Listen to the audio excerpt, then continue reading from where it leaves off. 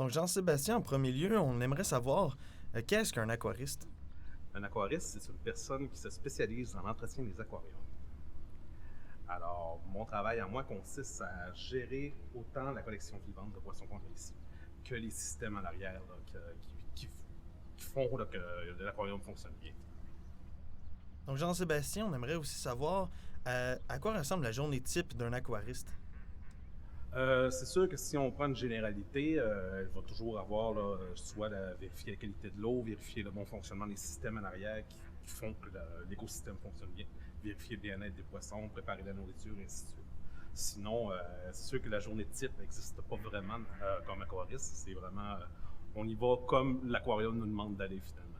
Si j'ai un poisson qui est malade, il faut que je m'occupe de lui en priorité. J'ai des systèmes qui flanchent en arrière ou des petites problématiques. Je vais commencer par pallier à ça. On avait de la difficulté à trouver de l'information sur Internet, mais on aimerait savoir c'est quoi la formation pour pratiquer ce métier. Effectivement, j'en doute même pas, là, vous avez de la difficulté à trouver des informations, étant donné qu'on n'est pas 100 000 au Québec. Même dans le monde, on ne doit pas être une gamme énorme. Alors, comme moi, comme formation, je suis biologiste, puis en plus, j'ai fait un cours en gestion et assainissement des eaux. Alors, les deux ensemble font que je peux me permettre de faire de la biologie. Justement, on voit derrière vous l'un des bassins du musée du Fjord. Est-ce que vous y plongez souvent et c'est pour y faire quoi? Oui, effectivement, ben ça c'est l'aquarium principal comme tel. Et 2 à 3 fois par semaine, effectivement, il faut que j'aille à l'intérieur pour faire l'entretien et pour s'occuper aussi de nourrir de tout ce qu'il y a d'invertébrés. Donc, on voit dans l'aquarium des anémones, il y a des concombres de mer. Alors, eux, il faut que j'aille les nourrir particulièrement. Ça me permet en même temps d'aller voir des poissons. Si tout va bien, j'ai vraiment un contact privilégié quand je plonge avec eux. Et aussi, s'assurer là, c'est ça, que tout le monde va bien. Puis j'en profite aussi pour aller jouer un peu avec les poissons. Aussi bizarre que ça puisse paraître, là, il y a une interaction qui se fait avec ces spécimens-là, c'est assez impressionnant. Justement, dans votre travail, comment savez-vous qu'un poisson a besoin de traitement? Étant donné qu'on les observe énormément, dans mon travail, une des parties de mon travail, c'est beaucoup les observer. Je vois leur comportement qui va différencier d'une journée à l'autre.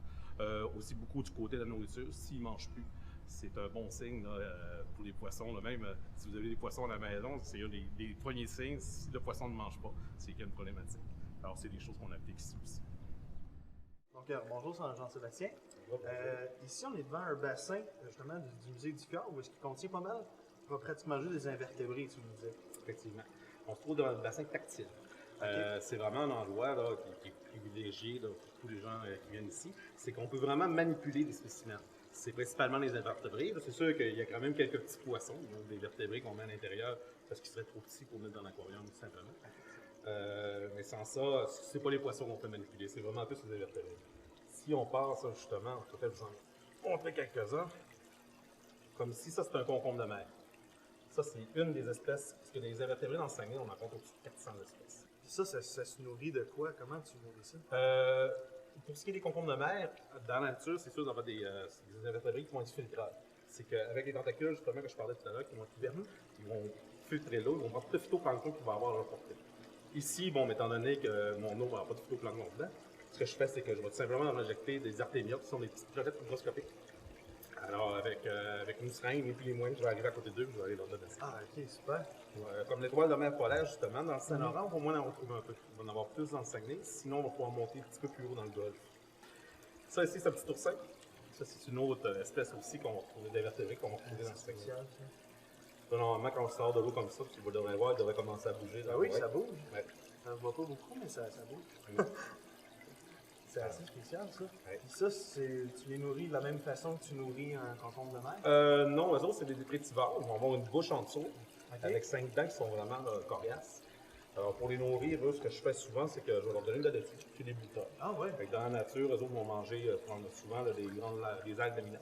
Ok. Alors, ici, pour compenser, c'est ça. Ou des fois, des morceaux de poisson aussi, là, ils vont donner de ça.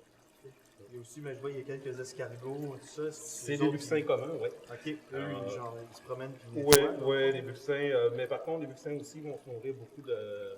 Dans la nature, ils vont se nourrir énormément de cadavres. Oui. Alors, la même chose ici, ce qu'on fait, c'est qu'on met des morceaux de poisson. Alors, ils vont se nourrir de ça, là, tout simplement.